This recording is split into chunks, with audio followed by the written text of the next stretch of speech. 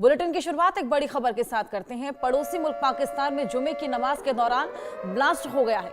दक्षिणी वजीरिस्तान स्थित मस्जिद में ये बड़ा धमाका हुआ है।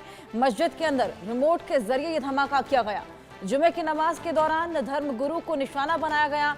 धमाके में मौलाना नदीम समेत कई लोग घायल भी हुए हैं। घायलों को पास के अस्पताल में भर्ती भी करा दिया गया है। इलाज जारी है। दक्षिणी वजीरिस्तान स्थित ये मस्जिद पाकिस्तान के खैबर स्थित दक्षिण वजीरिस्तान के आजम वरसार्क बाजार स्थित एक मस्जिद के अंदर धमाका हुआ है। इस हमले में बताया जा रहा है कि जमीयत उलेमा इस्लाम वाना के अमीर और मौलाना अब्दुल अजीज मस्जिद के प्रचारक मौलाना अब्दुल्ला नदीम को निशाना बनाया गया और धमाके में मौलाना नदीम समेत कई लोग इसमें घायल हुए हैं।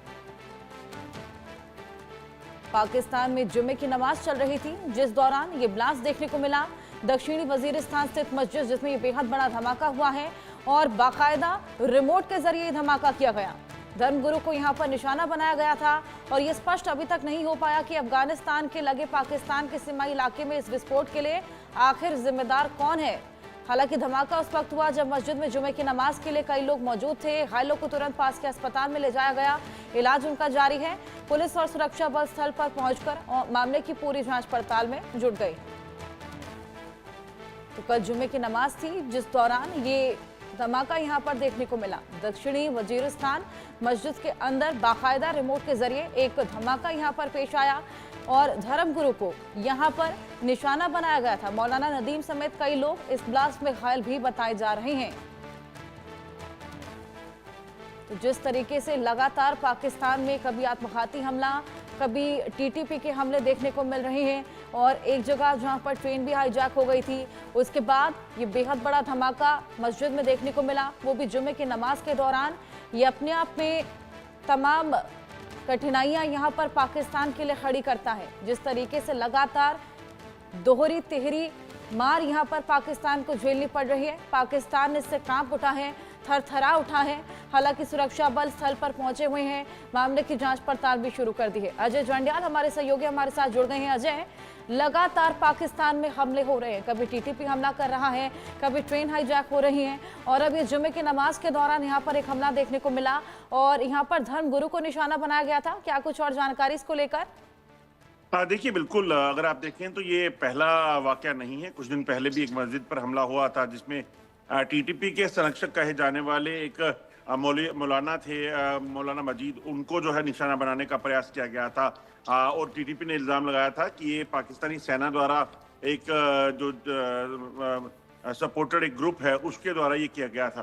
तो ये लगातार पाकिस्तान में हमले कोई भी करे, हमले अगर आप देखें तो लगातार बढ़ते जा रहे हैं और इन हमलों में अगर आप देखें तो जिस तरीके से लगातार लोगों की जान जा रही है वो अपने आप में बताता है कि कैसे पाकिस्तान इस वक्त दहला हुआ है। पिछले अगर आप देखें तो 3 दिनों में 4 हमले, पहले ट्रेन हाईजैकिंग, उसके बाद एक सेना की चौकी पर, सेना के कैंप पर हमला, उसके बाद बलूचिस्तान में पुलिस पोस्ट पर हमला, वहां से उसके बाद जो है अब ये मस्जिद पर हमला। तो ये लगातार हमले जो बढ़ रहे हैं पाकिस्तान में वो एक बड़ी चिंता का विषय है पाकिस्तान के लिए कि पाकिस्तान के अंदरूनी हालात इस वक्त क्या हो चुके हैं और दुनिया इस वक्त कहीं ना कहीं देख रही है पाकिस्तान की ओर कि आखिरकार हमलों की वजह क्या है। और हमलों की वजह अगर आप देखें, आतंकी घटनाएं जो बड़ी हैं, एक तो आतंकवाद वो घर में जिसको पैदा किया, पाला पोसा वो आतंकवाद, और दूसरी तरफ पाकिस्तान में जो लोग रहते हैं उन लोगों की आवाज ना सुने जाने के बाद इस तरह का व्यवहार उनका जो है वो अपने आप में बताता है कि पाकिस्तान इस वक्त या ना तो वहाँ गवर्नमेंट है, ना वहाँ किसी तरह का शासन है। बिल्कुल अजय, वहाँ किसी भी तरीके का शासन अभी देखने को नहीं मिल पा रहा है और मामला वहाँ पर लगातार बिगड़ता चला जा रहा है। ये जो मस्जिद में हमला हुआ था, क्या पता लग पाया है कि इसकी जिम्मेदारी किसने ली है? ये हमला किसने किया था? क्या ये टीटीपी द्वारा ही किया गया था?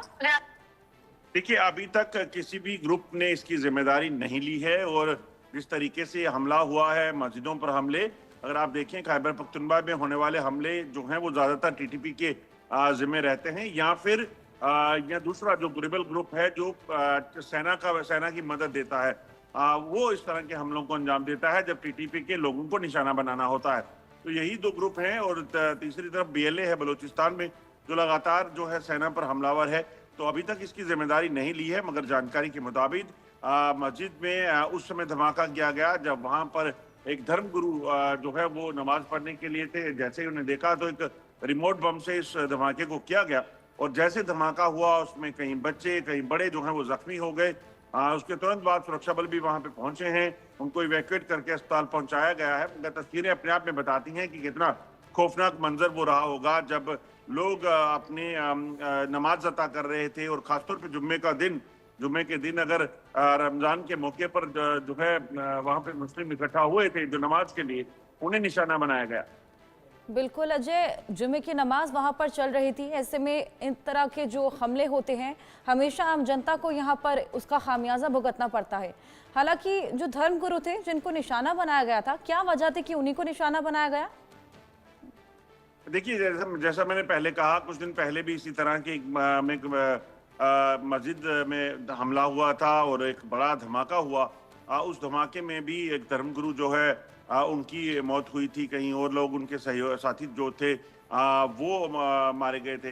तो ये अपने आप में बताता है कि वहां पर बेसिकली आपसी रंजिश का सिलसिला बेहद ज्यादा है। वहां सिर्फ तहरीक तालिबान पाकिस्तान ही नहीं बल्कि पाकिस्तानी सेना द्वारा सपोर्टेड जो आतंकी ग्रुप हैं उनको भी वो भी इस तरह के हमले करते हैं, मगर वो उन लोगों को निशाना बनाते हैं जो टीटीपी के समर्थक हैं या टीटीपी के साथ जुड़े हुए हैं। तो ये दरअसल नॉन स्टेट एक्टर पाकिस्तान एक लफ्ज इस्तेमाल करता है जब भी भारत में कोई आतंकी हमला होता है या पाकिस्तान से कोई भारत में घुसपैठ करता मारा जाता है, तो जब भारतीय सेना उसे वापस देती है तो पाकिस्तान उन्हें नाम देता है नॉन स्टेट एक्टर्स। ये वही नॉन स्टेट एक्टर्स हैं जो पाकिस्तान ने खुद पाले हुए हैं। और ये अपने आप में बताता है कि तहरीक तालिबान हो या फिर बलूचिस्तान में बीएलए हो या फिर और कई ग्रुप हो, संगठन हो जिसको पाकिस्तानी सेना फंडिंग करती है, कि वही नॉन स्टेट एक्टर इस वक्त पाकिस्तान अपने लिए जो है वो मुसीबत बनाए हुए हैं। बिल्कुल, अपने आप के लिए मुसीबतें यहाँ पर पाकिस्तान ने आतंकवाद को पनाह देकर शुरू करी थी और अभी उसी का खामियाजा यहाँ पर पाकिस्तान लगातार भुगत रहा है। अजय, जिस तरीके से ये पूरा हमला हुआ था, कितने आतंकी उस वक्त वहाँ पर मौजूद थे, किसने हमला किया, हालांकि इसकी जानकारी नहीं मिल पाई है, लेकिन कितने लोग वहाँ पर पहुंचे थे, इसका कोई अंदाजा? देखिए, जो जानकारी है उसके मुताबिक लगभग 18 से 20 लोग उस वक्त उस मस्जिद में मौजूद थे जब ये धमाका हुआ। गनीमत ये रही कि अभी तक इसमें किसी के जान जाने की पुष्टि नहीं हुई है और जख्मी जो हैं वो बच्चे भी हैं जो वहाँ पे थे। इसके अलावा बड़े जो हैं वो थे, जो जिस धर्मगुरु को निशाना बनाना था वो मौजूद थे। मगर गनीमत ये रही कि वो उस वक्त जो है अंदर दूसरी तरफ चले गए थे, तो उनकी जान अब बच गई है। और जो लोग थे जख्मी हुए हैं उन बच्चों में, उनकी हालत काफी गंभीर बताई जा रही है। उनको अस्पताल में भर्ती कराया गया। जांच जो है करेगी, मगर पाकिस्तान की जांच आप जानती हैं कैसी होती है। कभी किसी को सजा होती हमें दिखी नहीं, किसी को पकड़ा गया हो 4 दिन से ज्यादा वो देखा नहीं। पाकिस्तान तो खुद कई बार आतंकी कमांडरों को पकड़ने का दावा कर चुका है, दुनिया को बता चुका है कि हमने उसे हिरासत में ले लिया है, मगर बाद में वही लोग जो है खुलेआम घूम रहे होते हैं। तो इसलिए पाकिस्तान में ऐसी चीजें बड़ी कम होती हैं कि किसी पे कार्रवाई हो। बिल्कुल अजय, हमने देखा है कि कई ऐसे मामले पहले भी देखने को मिले हैं जब दावे तमाम किए गए लेकिन निकलता कुछ भी नहीं निष्कर्ष उसका। ऐसे में जो आपने बताया कि इससे पहले भी एक मस्जिद में हमला हुआ था, उसके बाद से ही सुरक्षा यहाँ पर बंदोबस्त किया जाना चाहिए था, क्योंकि मालूम था कि जुमे की नमाज भी होने वाली है और जब इस तरीके से निशाना ऑलरेडी बनाया ही जा रहा है धर्मगुरुओं को, तो ऐसे में सुरक्षा उनको चाक चौबंद पहले ही करके रखनी चाहिए थी। सुरक्षा की बेहद बड़ी चूक यहाँ पर देखने को मिली। बिल्कुल, सुरक्षा अगर आप देखें तो सुरक्षा वहां पे नाम मात्र है। जितने भी हमले अगर आप देखें पिछले कुछ समय में हुए हैं उसमें साफ दिखता है कि ना तो वहां कोई सेना ना पुलिस कोई दिखती है।